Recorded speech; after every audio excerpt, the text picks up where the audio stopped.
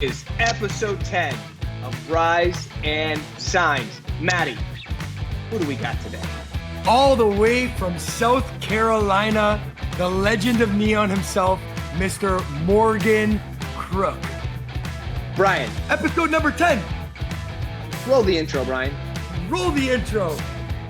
Yeah, baby.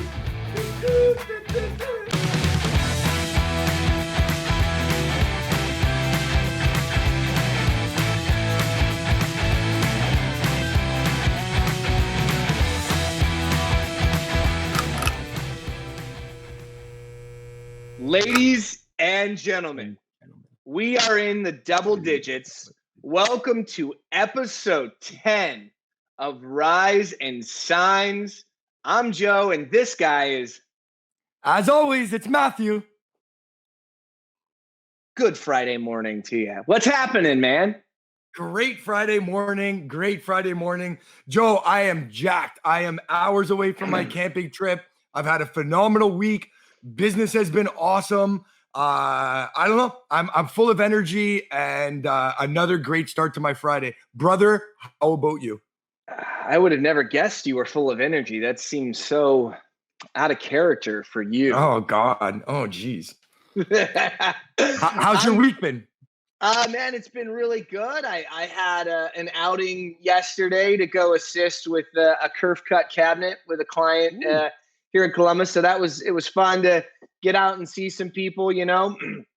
We were real safe. Lots, we had hand sanitizer spraying everywhere.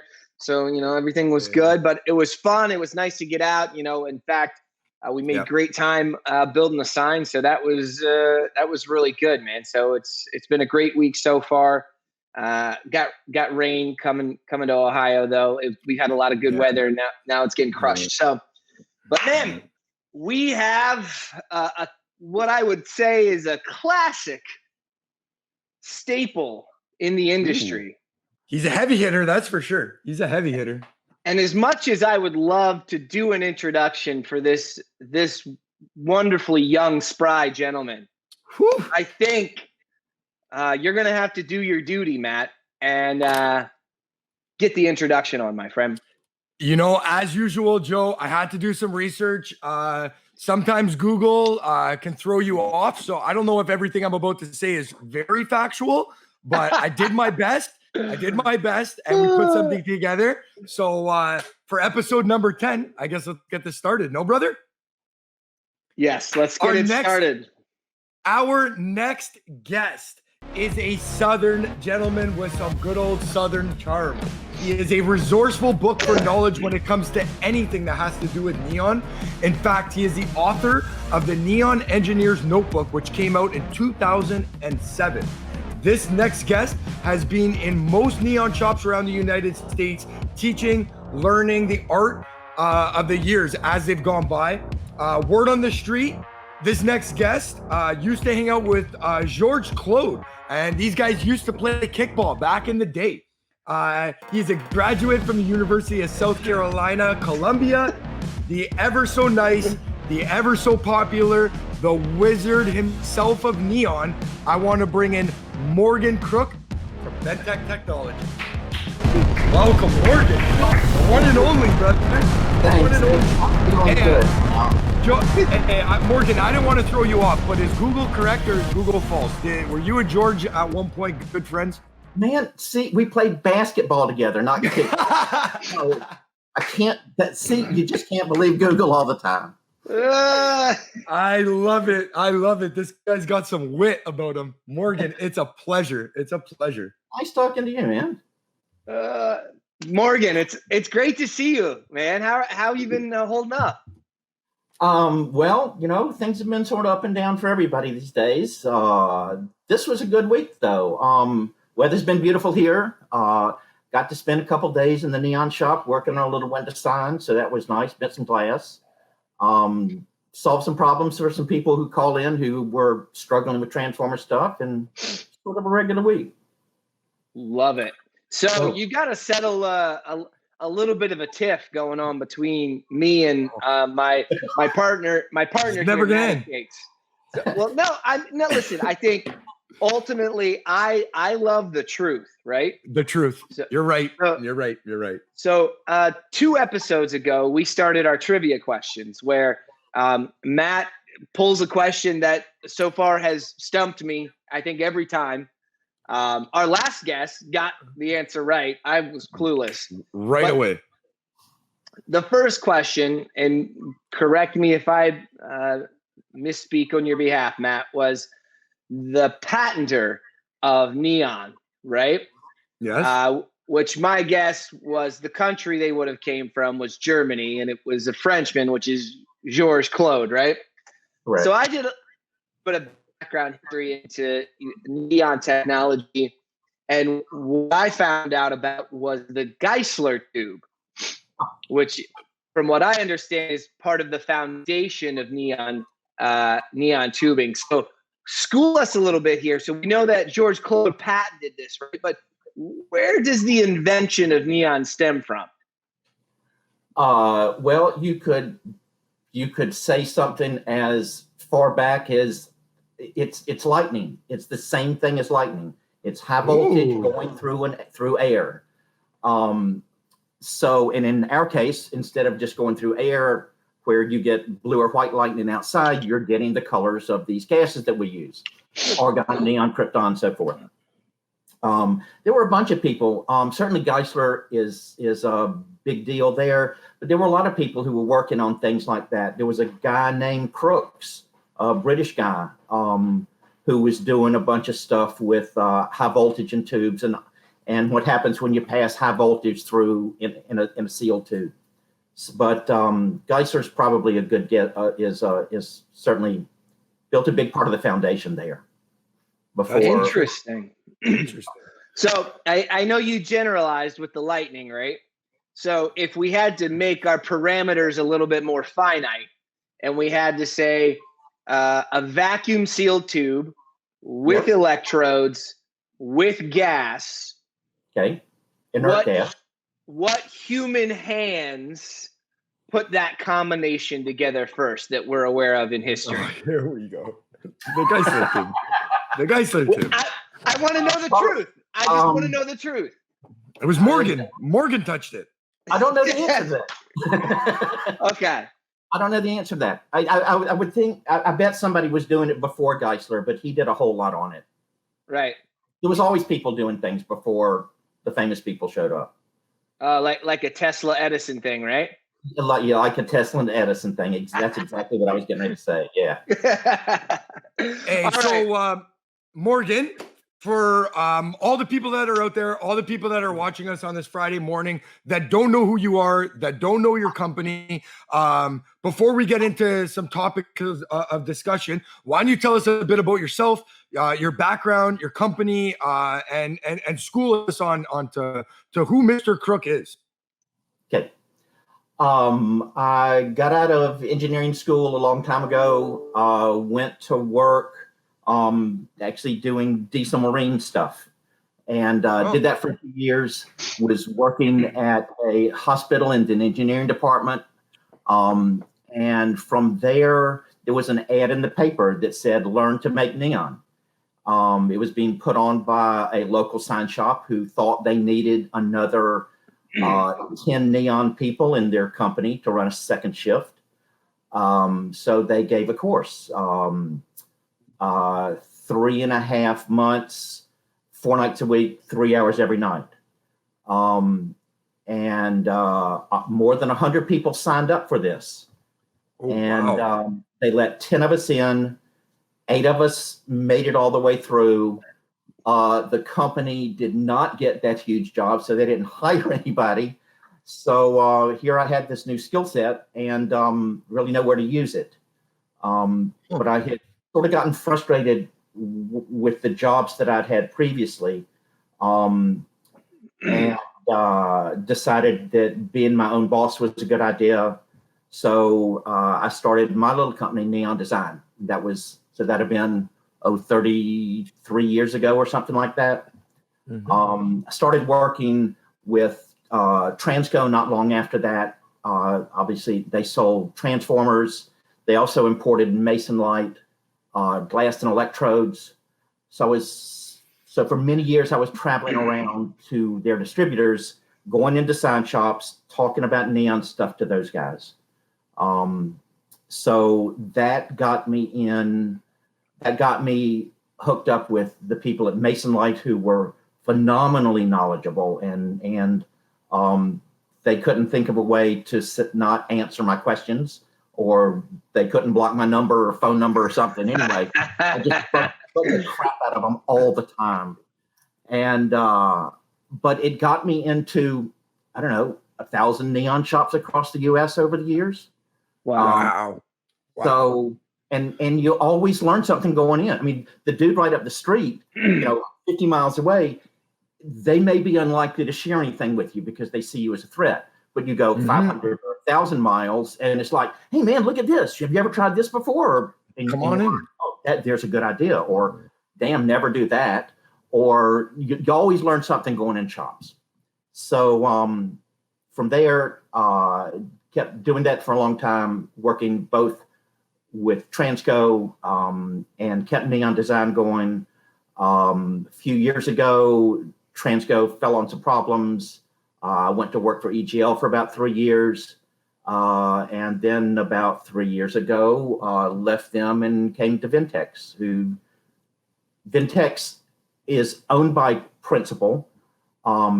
Principal bought both Ventex electronic transformers out of Florida, and they bought all the Transco stuff too. So it's transformers and all the stuff that Transco used to sell, manifolds, pumping equipment, that kind of thing. That's the short version. That's the short version. There you go. So, Morgan, one quick question. Sorry, Joe. I just wanted to ask Morgan a question. Going back to what you were saying, when you went to that advertisement that was in the newspaper, was Yes. that a course that you then had to pay for, or was that a free educational thing that the shop put on? It was a free educational thing. The woman who I'm married to now, she was a chef at the time, so she was always looking for a new job, always reading the want ads in the newspaper, and it said free classes. And if you could, after the test, you passed the test to get in, which was it was weird. It was a sewing hand-eye coordination test, and then there was a written part of it, and so they let 10 of us in. Bunch of people applied. That's interesting. Yeah. Sorry, Joe, you were saying? So I was going to ask Morgan, throughout that history of, you obviously you were diligent to learn and ask questions and connect with the truth. Are there any mentors in the neon world that, as you came up through the ranks in different positions with different companies, that you leaned on and gleaned information and knowledge from them? Absolutely. I realize how fortunate that I've been to have access to the people at, the most obvious ones were at Mason Light, who were at the time when we were doing this, one of either the world's largest or the second world's largest producer of glass and electrodes. So they had remarkably knowledgeable people. But in being involved with ISA some, trying to be a nice guy most days, I've also had great access to, for instance, the people at Voltart, who should have been who theoretically were competitors, or the people at EGL who were also competitors. And Technolux has always been a great help. So, bottom line is, if you're willing to share information with other people, they'll share with you, and you both benefit, as opposed to thinking you invented glass and fire, and that's going to be, and keeping these things secret. That just doesn't work out very well. That's so true. Yeah, that's a great question, Joe. Morgan, I'm not too familiar with your shop. I'm familiar with you. I'm familiar with what you do. What's the dynamic like at your shop? And what is the introduction of like young people been into the industry of neon? Has there been any leeway like that? Do you have young people at your shop? that shop, we'll divide that shop into two different parts. Either neon design is just a little two-person neon company, myself and my wife. So there's not, I wouldn't know what to do with other people. But certainly over the past couple years, I mean, a bunch of us have always been involved in teaching, whether that's giving seminars at ISA, regional shows, things like that. At one time there was a lot of this stuff going on through a couple sign associations. There was a group, myself, a couple people from France, Transformers, somebody from Allenson. We all were, somehow they got us certified to teach electricians continuing education credit in about 15, 20 states. Oh, wow. And we traveled around and did that, talked to a bunch of sign guys about those sign people who need licensing. So we've always been involved with that.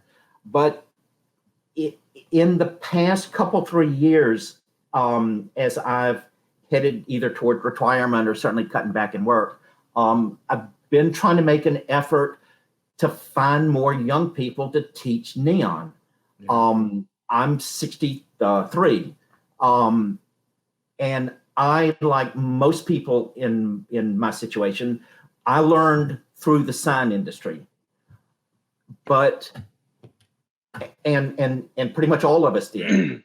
But I know the youngest person that I know who learned through the sign industry, who learned neon through the sign industry, is probably I don't know, for mid-40s or something like that. Okay. And then and there's still, quote, plenty of us. We're getting kind of wore out, but then from 45 heading younger, there's nobody there. I mean, wow. Nobody. Yeah. Or if you are, don't take offense to this. No, never. But now primarily through art stuff, and a resurgence in people appreciating handcrafted things. Yep. That people are starting to get into it. If they don't know how to build choppers or make beer, then they look for other handcrafted, bespoke kind of things. Yep. And so I think there's a great interest. There's a lot of people coming along now. Couple really good schools going on these days. There's a group of women that are bending under the She Bends banner. And so now there's this great big group of people who are learning neon. They're not necessarily learning through trade schools. So they're coming at it from a different way. And Vintex is trying to support them through technical stuff, through helping with some of their shows, through supplying them with some product and getting basically anything we can do to help grease the wheels to get neon out in public more, both the finished product and try to make ourselves and our friends available for educational resources, sort of, you know? I love it. So it's going really good. And we've got one of the things we started, so that we're doing those two things together, sort of marketing Vintex differently, paying attention, and it not just being about restoring old neon signs, which is great, but if you break it into restoring neon signs, which still is a big market, doing new construction and doing art stuff, we've done things like we printed booklets trying to highlight the stuff that we're doing. And things have gone well let's excuse the last 4 months or so. Yeah. Right. But over the past couple, 3 years, things have gone really, really well by changing this promotion.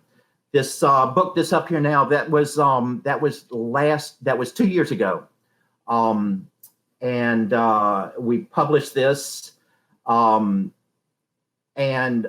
all throughout the book, it's got pictures of both current neon artwork, renovation of neon signs and throughout the whole thing. We use QR codes for it, which gives a link to the people who made the thing. So we're getting either the company or the neon artist, trying to give them some, my buddy Daniel James, trying to make sure that everybody's getting recognized for this. And that was 2 years ago edition. We did an edition this year that we planned on handing out at the ISA show. And I guess we'll hang on to those boxes. But it's working. It's working for great promotional stuff. And I got to say, it is incredibly fulfilling to do it too. This is so cool. This is fun part, man. Yeah. So cool. Yeah. So cool. And I got to say, Sydney, there were a couple of people in the marketing department who have really, really helped on this. Kayla and Cindy have just been outstanding in helping in making this vision come alive. So props to them. So Morgan, you officially gave us the word of the day, which is bespoke. Yeah, bespoke. Ooh, big word. Nice word, Morgan. Thank you. Good choice. Glad you used it. Okay. So I want to share a little bit and get your opinion on connecting some of these dots, right? So I think we've got a lot of pros and cons from my perspective happening in the neon world right now. So the cons would be that we're seeing a little bit of pullback with regard to how many shops are servicing anything neon. Lots of people have sold off their equipment. When their guy retired, they're done with it.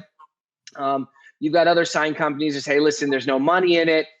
Everybody just comes to us with beer signs and then we fix them and they don't have the money to pay for them. That's what happens, No, right? true. You got a guy with his basement beer neon sign. Yeah.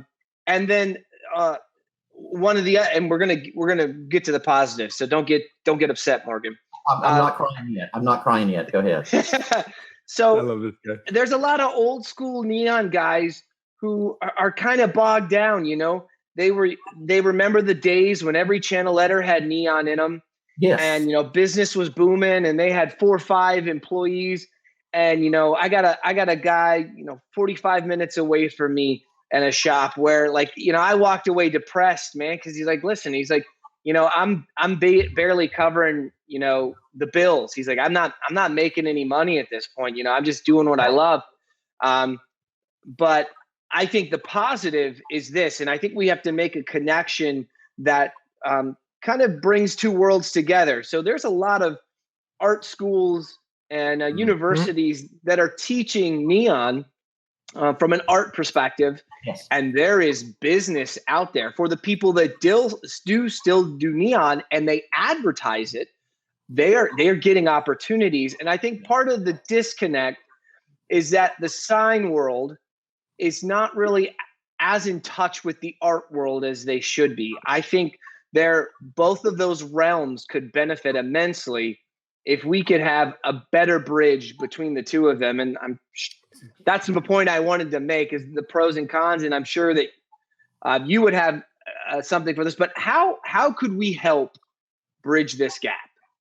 It's interesting that you say this, because this is something that Matt and I were talking about yesterday. Yep. We were talking, and I'll use our conversation yesterday as a specific, but then but it just branches out. There are 1,000 branches off of that. Okay. First, Ventex has been doing the Canadian Sign Show for a couple, 3 years now. And 2 years ago at the show, 2 years ago at the show, I'm there at the booth. I've got my Ventex logo. It's got some neon on it. So if anybody's interested in neon, they're going to go there. It was the only lit tubes in the building. Okay. Mm-hmm.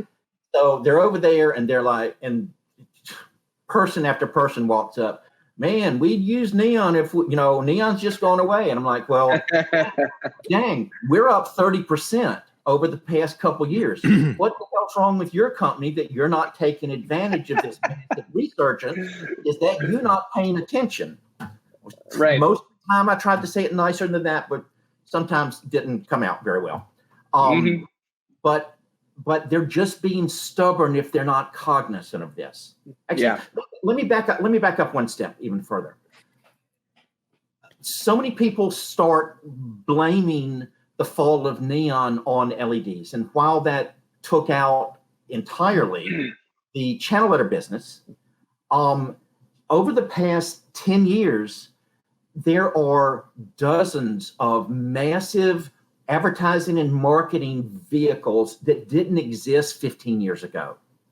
There's also all of social media, digital printing, just all this stuff that advertising pie is or marketing pie is sliced so thin these days. There's so many different parts of that. So it's not just LED stole my stuff and I'm pissed about it. And that's not the whole thing. And if you think it is, you're not going to be successful in moving forward from here. You're going to be that dude who's working by himself in the shed, and that's going to be it. Okay. So second part. So we go through this. So at the show, it's like, well, Ventex is way up. I don't know why. Man, and in Canada, there must be more neon per capita than there is in the U.S. I mean, right before that show, I had been traveling both through Vancouver and through Toronto, and man, there was a lot of neon on the street. Also through Winnipeg. There's even a lot of neon in Winnipeg. Montreal? Didn't go there. But I understand. Yeah, there's a bunch in Canada. So the next, and I must say, I didn't have any answer for people other than, well, dude, you need to try harder to find people to do neon because it clearly is out there. And between that show and the one that happened last year, I started thinking about, even here in South Carolina, there are, working out of the shop that I do, there's 3 neon vendors in there. My little company is the only one who advertises doing neon in this state, even though there are 10 more of us around here. Wow. That the rest of them, either they already had connections with sign industries, with sign companies around, they didn't need to advertise. And as things slowed up, they didn't think about jumping on some new advertising bandwagon or marketing bandwagon. They stuck in the rut. Not necessarily, that wasn't their skill set. Their skill set was bending and making neon stuff, not marketing a little neon company. So what we, at the last year's Canadian show, there was a group there who was promoting a neon museum in Toronto, and Matt knows a little about that. Those people. Yep. So they had a little corner set up, had some signs that they were working on, and one of my distributors, EM Plastics, there's a woman there named Leah, and her knowledge of neon sign shops is just outstanding. So what we had come up between the 3 groups is, if we could come up with a list of people who were producing neon, people that Leah could ferret out because she's still going into those shops. Our distributors are selling to them, maybe not consistently, but they're selling some stuff to them. If we could come up with a list of neon shops that are available, so when the next dude comes in my booth and says, I can't find anybody to make this, okay, here's a piece of paper. This is who's making it. If I could also be getting the Toronto Sign Museum people to be handing it out and be networking more with those people, that's a wonderful situation for everybody involved. Yep. I mean, that's how we can get this thing going again. And I think, so to your point about where did the neon people go? They're in their little shops waiting on somebody to call them when they can't find them. Yeah. How does anybody know that they're there? And I'm going to agree to the point you made prior to that about the advertising of neon and being in Canada. And I know you used us as an example. I know I'm a regular attendee at a lot of shows, not just sign shows, but we like to dabble into a bit of everything that might pertain to signs. And yeah, when you go around and you check out a lot of places, a lot of shows, conventions, there's not a lot of people that advertise that they make signage. I think that you'll run into a lot of people that sell pre-made signage, like Joe was saying, your everyday beer sign. They already have it made and they'll sell it to you for $300. But the conversation of like, we also do custom work, we could also do artwork, we could also do company logos. There's a gap there, and that transition I think is getting lost. And so I've noticed it in Canada that you get a ton of people that advertise they do bag signs, or they could do a cabinet sign for you, or they could reconvert your pylon sign into LEDs. But very seldomly do you see people advertising that they make and they sell neon. Okay. And if you have if you got the capability to do that, if you can do it in house, or you know somebody that you're working with and happy with, you've got some relationship with, then you've got a leg up on everybody, all those people who are working out of their garages and and Joe's sorry for that, Joe. Joe's Retrofit Incorporated, and it's a dude and his dog and a ladder, and he's doing sign faces, and it's not a sign company who's doing it. It's somebody with no overhead, on and on. It's just my side gig, Morgan. It's just my side gig. Just my side. It was a great business name, but I'm not gonna lie. Yeah, but it's totally true. And I think it goes back to what we were talking about too, is that a lot of these guys that are doing it with their ladders out of their garage, they might not be advertising to the sign industry because they consider themselves artists. And because they're using that artist badge and not the sign industry badge, they're marketing to a different market. And maybe they're doing it more independently on places like in Canada, we have buy and sells like Kijiji or Let Go and stuff like that. They're selling their product on a smaller market for a bigger markup because people are paying for that artistic component of what neon is, and not necessarily your average everyday neon shop or sign shop. So it's interesting. It is. Do we have time, Joe? Oh, wait a minute. This is the part of the show where we ask a trivia question. Do we ask a trivia? Is it trivia time, Joe? Yeah, it's trivia time. Run that clock, Brian. We pause the show right now. Morgan, this is something we've been doing for a little bit now, past few weeks. This trivia question isn't meant to stump you. It's not to make anybody look bad. It's just a simple trivia question of side knowledge. In case you don't know, my boy Joe Lucky Lupton, he is the factual of all facts. This man loves his facts. You have no idea how many times I say I don't know during a day. So I'm cool with this. Today's little quiz has actually come from my sister. My sister, coming from a background of being a nurse, she's also was at a school where she taught some not underprivileged, but some for need children. So one thing that she has in her back pocket is she learned the art of sign language. Did you really? Ooh, okay. So my question to you both is, using sign language, can you guys tell me how to I guess it wouldn't be say, but how do you say sign, as in what we do for industry, in sign language?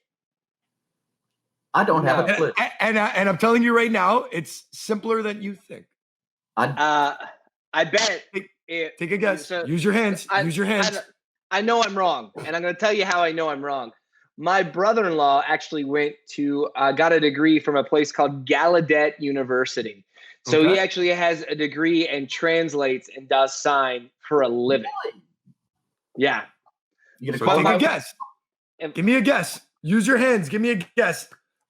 No. Okay. Morgan?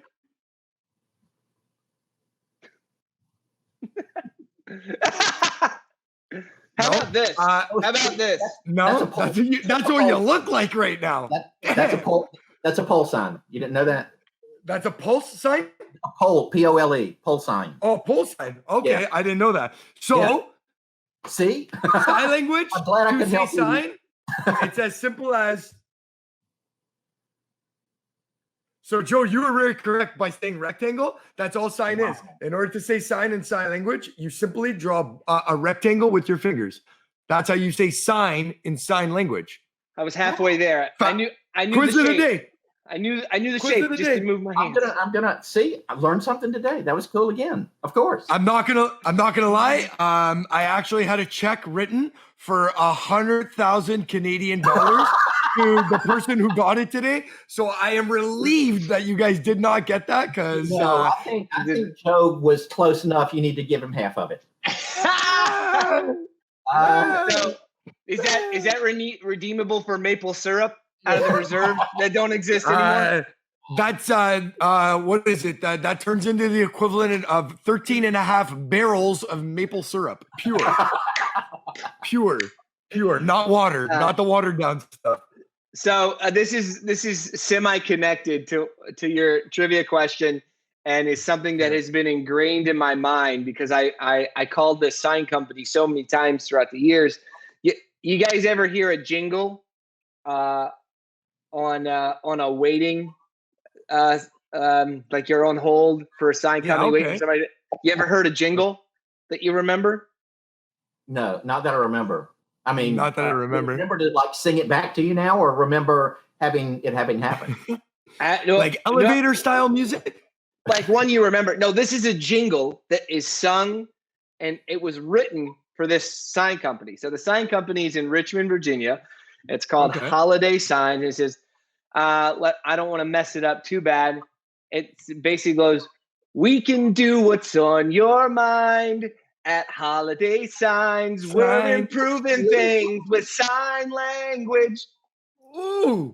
Again, one more time, Joe. One more time. One more time. Hit me with the chorus. One more time. One more time, Joe. You had that. Second time's better. One more time. Let's go.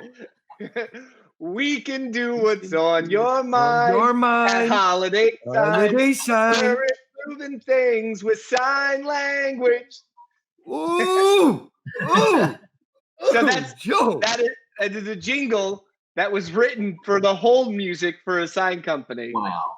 Improving things with sign language. Anyways, it's something that's always been stuck in my head from all the years of calling them. I love it. Earlier this week, I'd said that I had been working in the neon shop, doing a little project, and it was an open sign with a border. This is one of the most fundamental neon projects from 30 years ago. We all made these things. Every little retail company in every little building had one of these.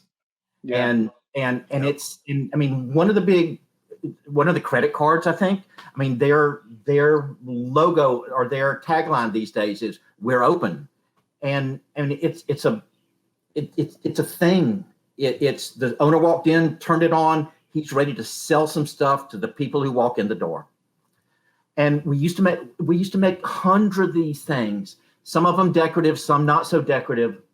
But it was really cool working on this little project. This is for a local U.S. post office. It's in a little strip mall. They had an LED sign that was not, which they probably paid $100, $150 for it or something like that. This was not a $150 sign, but and their sign was going out, and I'm like, what if we did something else? What if we did something that would help draw attention at night when you're closed, mind you, but at least it draws attention over here. What if we ended up making a border that looks like the edge of a postage stamp? And it looks like. And it stays on all the time. So it catches your eye 24/7 for people driving up and down the street who aren't necessarily going to go look back in the back of this little strip mall. Then clearly it's got an open sign. The open part's on there, which is the font style that the U.S. Post Office uses. We were going to do the Forever and First Class is in vinyl on there. We thought about doing it out of neon. There were some technical technical reasons we didn't do that. It would have overwhelmed the rest of it and made it the whole thing less legible. And also, man, we dropped a lot of the cost out of it by not having Forever and First Class in neon also. But the white illuminates the lettering pretty well, I think. It does. And, yes, I made it. But I love this little thing because it's taking one of the simplest, most basic neon signs that every neon shop did and made it cool and relevant. And the customer just loves it, man. It does everything that we wanted it to. Yeah, so, I like that. That's cool. That's cool. Yeah, and it does. I know you were talking about this before. Now looking at the picture, it's exactly what it looks like. It looks like a tab of one of those stamps that you rip off. Yeah, that's cool. That's cool. I like that. So there's a lot of opportunities, even for little sign companies, for instance, to get out and sell some of this stuff if people knew that they existed, or people call up and say, I need an open, even if somebody calls up and says, I need an open sign for my business. And I'm like, okay, if you want something that says open, that glows, you ought to go to Sam's and just spend $150 because I ain't getting out of bed for $150. So, but if you're interested in something else, if your business, if you want this to look like the font that you use in your business and everything look like it belongs together, if part of your business is saying that you're selling something that's handmade or handcrafted, you don't want a cookie cutter sign in the front. You want something that's special. You want it to match everything. You want it to help bring the whole brand together by everything that you see on there. If this was a sign for Nike, there'd be a swoosh on it or something like that. A lot of ways to do this that let small neon companies bring great marketing together if people can figure out where those little neon companies are these days. So love it. That was this week's project. I really like it. It's nice. I love the thought process, Morgan. Thank you. I appreciate that. So anything that you would like to say, closing remarks? We're at that point in the show where we're going to start wrapping things up. Morgan, is there anything you want to say before we kick you out? Yes. Y'all. You didn't just kick him out. Where did he go? There he is. See? We kicked you out before you said anything. Pause a little bit before I start talking, but dang, man. So yes. I get your viewers to get on Instagram and look and go to some of the seeing pictures of neon is really cool. Okay, but we publish books on it, but get out and see something, man. There are neon show. Well, one day I hope there'll be neon shows that are going on again. That if people were following She Bends Neon on Instagram, you can find out where shows are going on there. If you start following the artists that are under that, then you'll see where they're doing their own shows, and that's a great way to go see neon stuff. Over the past several years, we've had a little hand in helping a sign shop in Austin, Ion Art, who has a neon shop there. They also have a party in the common space behind their building. And there's a DJ, there's some beer there. And there are about 30 pieces of neon, somewhere between 10 and 30 feet tall. And they sold 1,000 tickets. They sold out last year. And And it is unbelievable seeing 1,000 people there at night, digging the neon, listening to music, hanging out with friends who enjoy the stuff too. So there's a lot of stuff out there. Get out and see it, man. All right, Morgan. If anybody wants to get a hold of you, how should they get a hold of you, my friend? Morgan at ventextech.com is an easy way to do that. Look at the Ventex Instagram page. Look at Bucky Giles on Instagram. That one works. And I know. Go buy a transformer and get the 800 number. And I was just about to say that for all those people out there that have questions, or you need some mentorship, or you want to talk to a really good guy, if he doesn't mind, send him an email. He'll reach out to you. He's a book of knowledge, and it's on us as young professionals to reach out to guys like him if you need information and you want to do more or be more knowledgeable in your field. So, absolutely, Morgan. As always, it's a pleasure speaking with you. Thank you so much for joining us. I had a great morning with you all. I appreciate it. Well, good stuff. Morgan, and thanks for being on. Y'all take care. You too, bud. Bye. Joe, one other thing I wanted to touch upon too, when Morgan was giving us his little spiel at the end. I know things are going to be different now moving forward with the ISA show, but every other year, the ISA show has taken place in Las Vegas, which is also home of the Las Vegas Neon Museum, which for a lot of people that don't know, I know last year's ISA Elite class, a huge group of them got on a tour bus and they actually went out for the nighttime.